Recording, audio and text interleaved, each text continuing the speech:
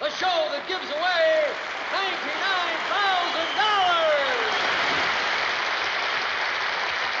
Well, Mr. Parker, you've successfully gone over the $24,750 hurdle, and now it's time for you to make up your mind whether you're willing to go for the $49,500 question.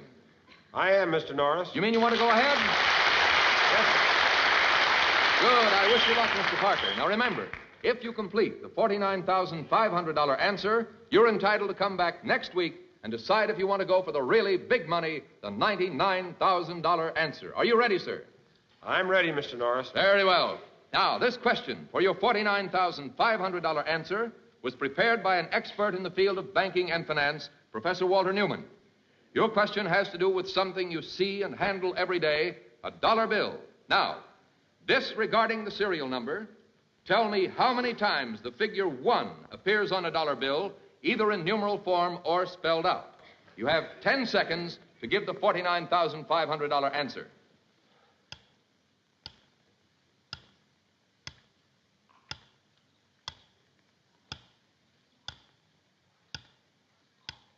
Time's up, Mr. Parker. What is your answer? The answer is 25. That's correct for the first part. Now, tell me how many times the word 1 appears and how many times the numeral 1 appears. Well, the word 1 appears 16 times and the numeral 9 times. You're absolutely right.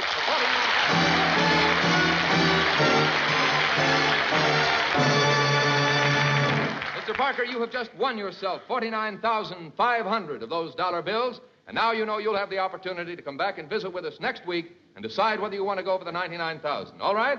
That's fine. Congratulations, sir, and good night. Good night. Good night, sir.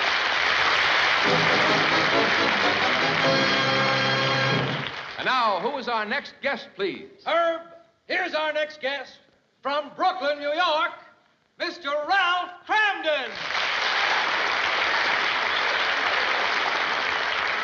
How do you do, Mr. Kramden? Now, there's nothing for you to be nervous about. Just relax. We're all your friends, and I'm trying to help you. Just relax and take it easy. It's really a pleasure shaking hands with you, Mr. Kramden. That's fine. Thank you very much. Now, tell me, sir, what do you do for a living? I bribe a dus. You bribe a dus? A dus a bribe. Dus a bribe.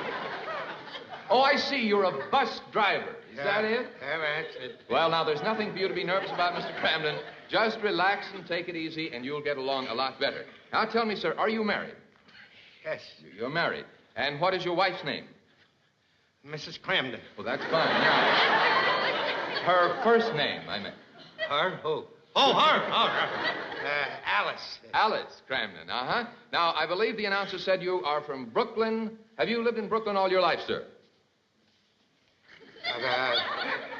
My mother and father, they were there. I guess. Well, thank you very much, Mr. Kramden. You know, I have a great deal of respect for bus drivers.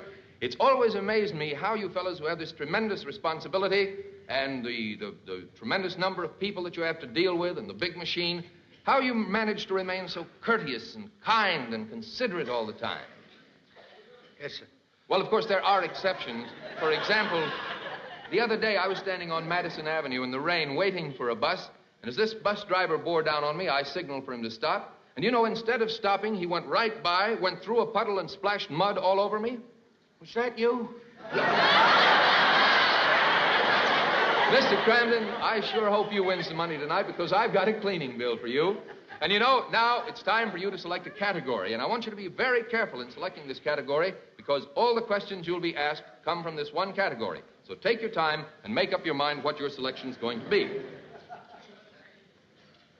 Popular songs. Popular songs. Very good, sir. Now I'm sorry to interrupt her, but our time is up. Oh, I'm sorry, Mr. Kramden. We seem to have run out of time, but we'd like you to come back next week and try for the first hurdle on the way to the $99,000 answer. Can you be with us? Yes, sir. Thank you very much, Mr. Kramden, and good night, sir. Thank you. Oh, no, Mr. Kramden. No, this way. Good night, Mr. Kramden. Good night. Good night, ladies and gentlemen. Good night.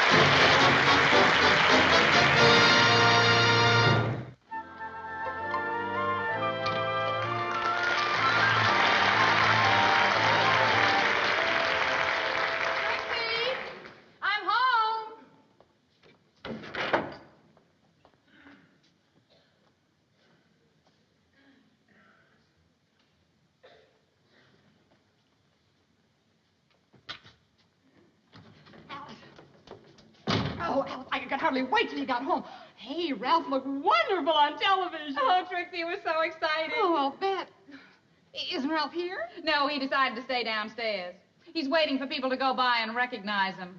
You can recognize him at this hour. Alice, it's dark out. Oh, he thought of that. Look, there he is, standing under the streetlight with his hat off. Hold on a second, but I don't know if I'd act any different. You know, if I were in his place, because, gee, if I were on a big television show and seen by millions of people. Oh, listen, Trixie, don't get me wrong. I'm very proud that Ralph is on this show. Yeah. The only thing is, I know Ralph. You know that way he has of steaming himself up and getting over-enthused? You know, he's apt to build himself way up to a letdown, and then he'll just feel miserable. Yeah. But, Alice, just between us, hint to Ralph always to face the camera. Because when he turns profile, brother, he's the biggest thing on television. Say, Trix, what about Ed? Did he see the show? Oh, yeah, he watched it with the boys down at the bowling alley. Look, I bet he'll stop in here to see Ralph on his way upstairs, but I got to get up there now. Look, I'll see you in the morning, huh, honey? All right, night, Trix.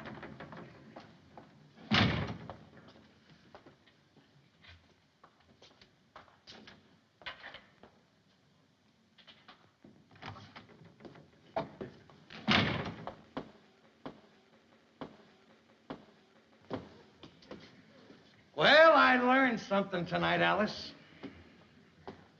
You're never too old to learn something, and tonight I learned something.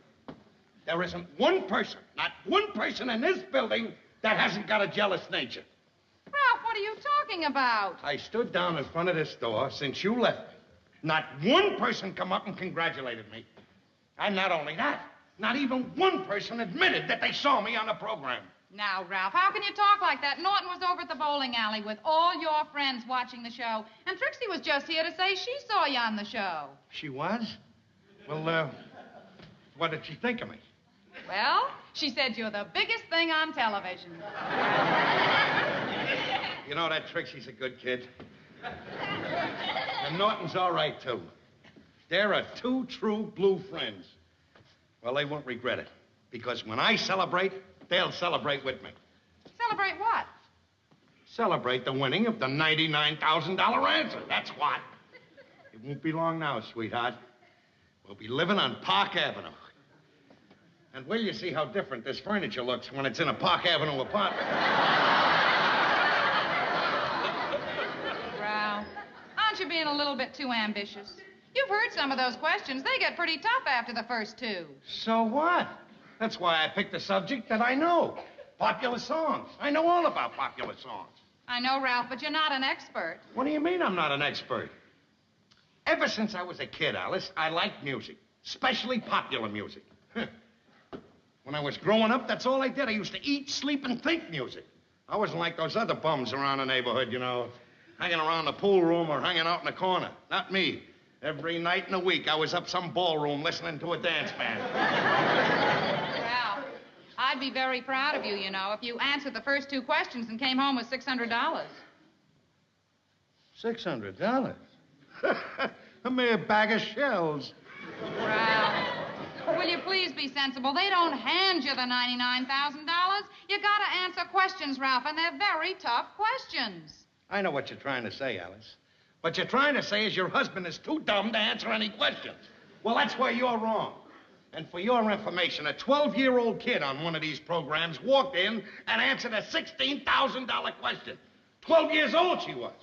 Stands to reason, me, a grown man, I must be able to answer the same questions that a 12-year-old kid can answer. Spell anti-disestablishmentarianism.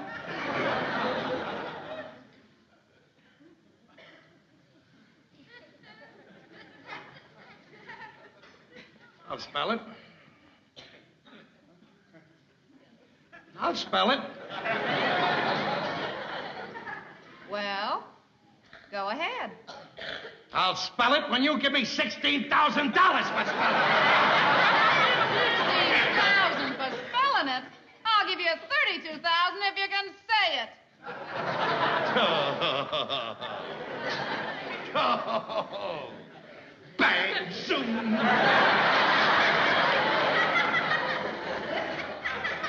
Now, look, Ralph. I don't doubt that you know a lot about popular songs. Let's say you know all there is to know about popular songs. There is just one thing that you're overlooking, Ralph.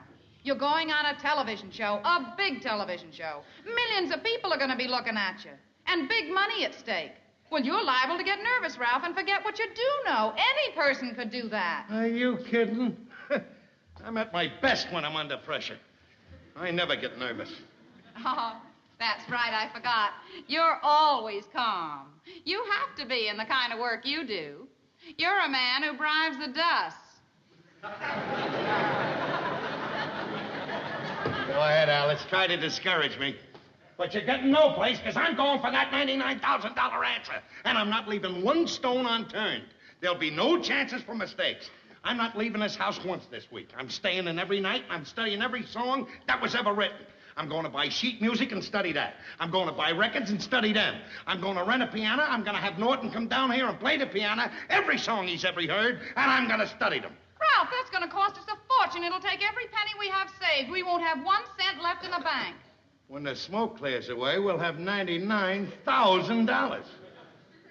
Yes, sir. This is the time I'm going to get my pot of gold. Just go for the gold. You've already got the pot.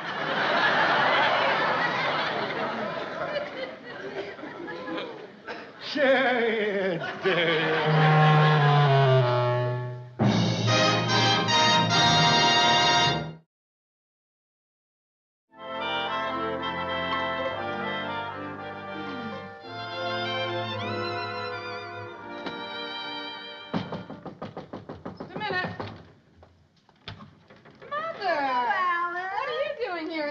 Oh, here's the dress material that you said you wanted. Oh, but you didn't have to make a special trip just for that. Oh, I didn't. We went to the movies in the neighborhood, and so it wasn't out of our way to come here at all. Well, why don't you sit down and have a cup of coffee? Oh, I can't. Your father's waiting in the car, and he's double parked.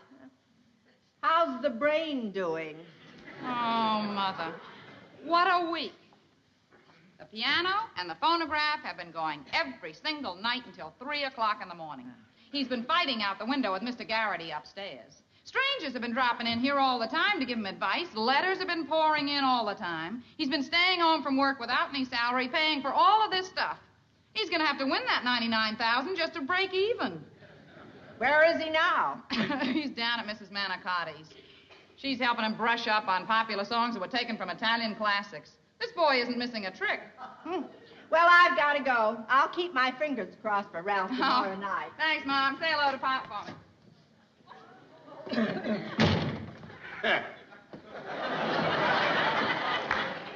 What is she doing here? Ralph? Hello, Ralph. Well, tomorrow's your big night. I was talking to Alice about it, and there's just one thing You can save your breath, because I know what the one thing is that you want to tell me. The both of you. That I should quit at the $600 question. Well, I'm not. I'm going on to the $99,000 answer. But, Ralph, before you interrupted me, I was about to say that I hoped you'd go on to the $99,000 answer. Well, Alice, I gotta admit that now and then your mother shows a small, tiny bit of wisdom. As a matter of fact, I can't wait to hear you answer that question. I want to see the expression on your face when you miss it.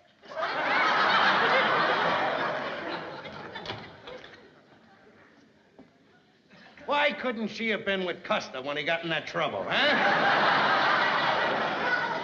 Just for that, when we moved to Park Avenue, she ain't getting a new address. Ralph, I must be crazy to argue with you about this. But you got us moving to Park Avenue, winning $99,000, and you haven't even answered the first question yet.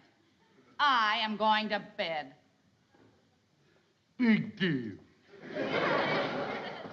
Stay in there. Hey there, Rocky Ball.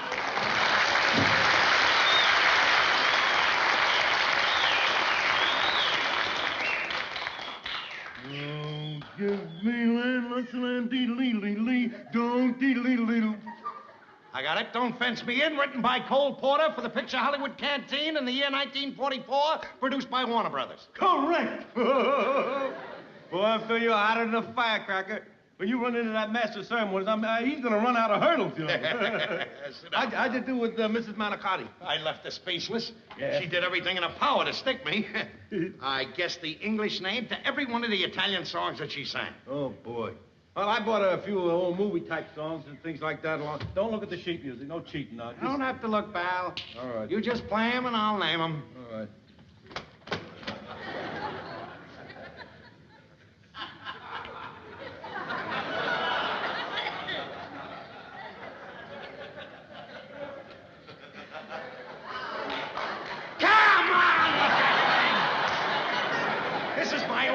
To brush up on the songs. Now, let's not waste any time. Get going. All right.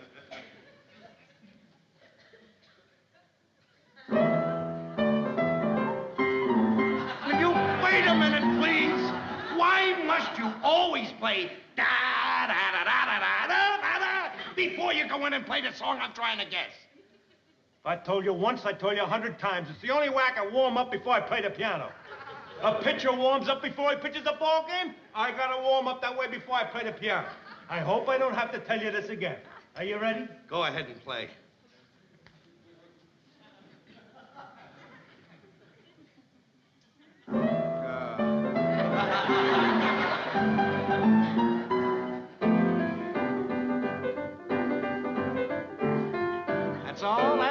That's all. Shuffle off the Buffalo. Written by Warren and Dubin for a little picture called 42nd Street. The year was 1932. Absolutely right. All right, here's another one. Don't look at the music now. Don't need it, my friend. Don't need it. Now, this is a little change in tempo. Don't let it throw you. All righty.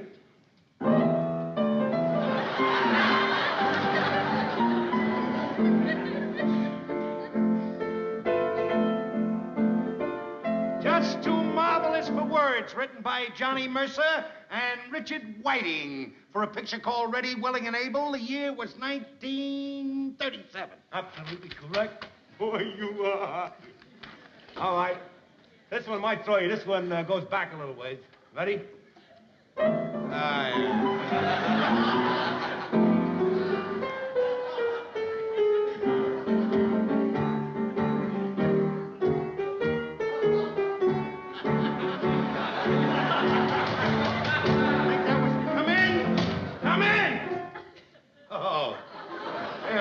Jealous McGarity. Look, why don't you shut up in here? You're driving everybody crazy. I'm not driving anybody crazy. You're just jealous, that's all. And do you know why you're jealous? Because you know that at this time tomorrow night, my picture will be on the front page of every newspaper in the country. Well, so will mine.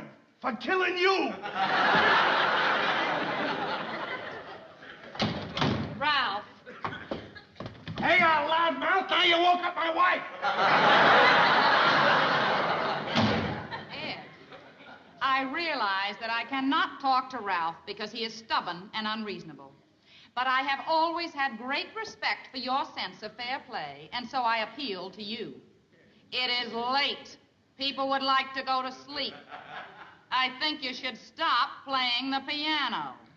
And I am sure that you will agree with me, Ed, because you have always been fair and considerate. You are a reasonable man.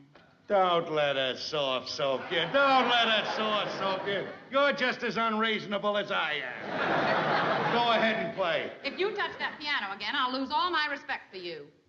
Go ahead and play, Norton, if you don't want to lose my friendship. Oh, I'm on a spot. If I play the piano, I lose her respect. If I don't play, I lose your friendship. Why, oh, why was I blessed with this musical talent? I don't care if it is the police. Let them in. Quiet, everyone. Guardamare come bella, spiratanto sentimento. I have it. Take me back to Sorrento, 1898. Written by Ernesto de Kisto. I give up. Well, that's the way it goes. The whole house has gone crazy. Going crazy? I suppose she's crazy because she wants to help me. Give me a little chance. Help me out with the names of songs. That's a little more than I can say for you.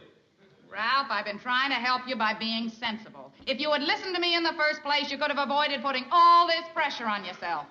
For the last time, Alice, I'm telling you, I'm going for the $99,000 question. For the last time, Ralph, I'll be very proud if you win the $600. $600? Peanuts, peanuts. What am I going to do with peanuts? eat 'em like any other elephant.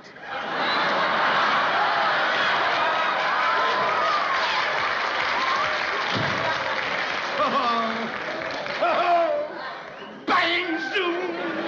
Play the piano!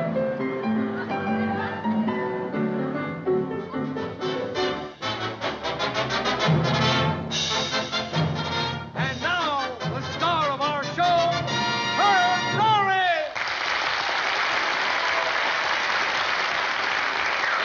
Thank you very much.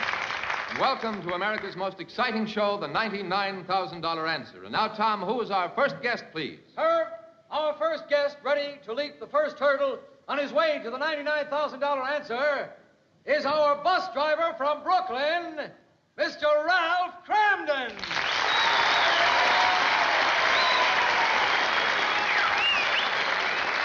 How do you do, Mr. Kramden? It's nice How do to you do? see you again. It's nice to be back here. Now, I remember last week we had just got to the point in the program where you had selected your category popular song. Yes, Isn't sir. that right? Now, you've had a whole week to prepare. Tell me, have you done much studying? Oh, just a little. Oh, just a little spare time sort of thing. Sort of huh? spare time. I see. All right. No let's sense get- of going over what you already know. I guess you're right, sir. That's right. Now, let's get on with our competition. May we have the card, please, explaining the game and the first question. Thank you. I have here your first question now, Mr. Kramden. You know how the $99,000 answer works. We start with the first question worth $100, then our second hurdle is worth $600. After that, our hurdles become higher, and naturally, the questions become a little more difficult. Our fourth hurdle is worth $6,187.50, and if you answer that, the next one is worth $12,375. Now then, we keep rolling along and doubling the money until finally you get to the $99,000 answer. Now, you can stop any time you feel like it and take what money you've won up to that point. Now, is that all clear, Mr. Kramden? It certainly is, and if I may, I'd like to make a little statement. Why, surely, go right ahead. I intend to go straight on, forge ahead to the $99,000 answer. That's wonderful, Mr. Kramden. I think it's only fair to point out to you, though, that you don't need to make that decision now. You can stop at any time you want to and take the money you begin Well, with. I made up my mind, and I thought you might as well know it, and I know it, and they know it, and everybody knows it. I see.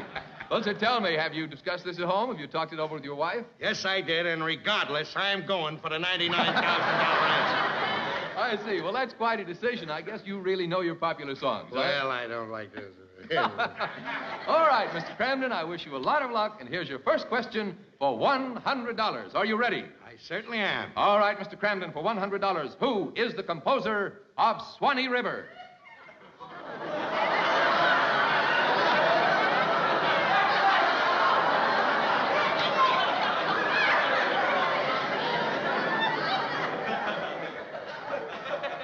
Swanee River. That's right, Swanee River. Can we have a few bars of Swanee River, Jose?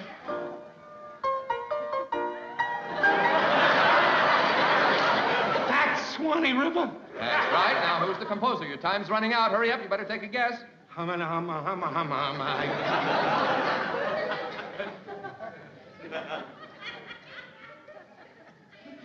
Ed Norton. Oh, I'm terribly sorry, Mr. Kramden. No, the correct answer is Stephen Foster. But thanks so much. You've been a wonderful contestant and a swell sport. Goodbye, Mr. Kramden.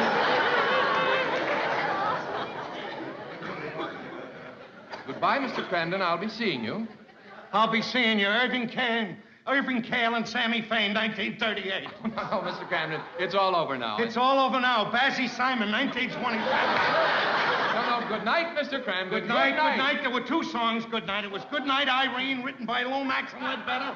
Good Night, Sweetheart, written by Rudy Valley and Ray Noble. No. Then there was another. This way, sir. Please. Please. Please was sung by Bing Crosby in the Big Crosby.